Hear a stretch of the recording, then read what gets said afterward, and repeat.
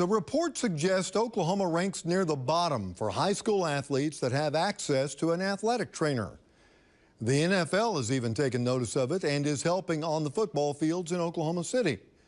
Carl Torp tells us more about the partnership, and he's on the scene at Taft Stadium. Oklahoma City Public Schools has always had an athletic trainer inside the stadium for a football game, but the practice field has been a different story until now. For Northwest Classen High School football coach Chris Vandersiepen, out there! Preparing for game day means no detail overlooked.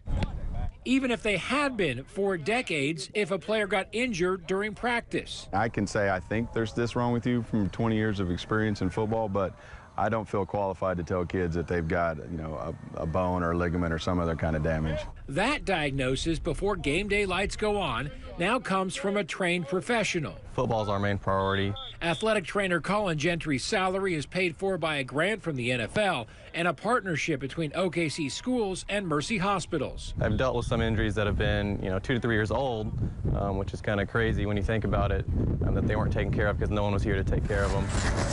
Gentry goes to every football practice and helps rehab students playing other sports as well.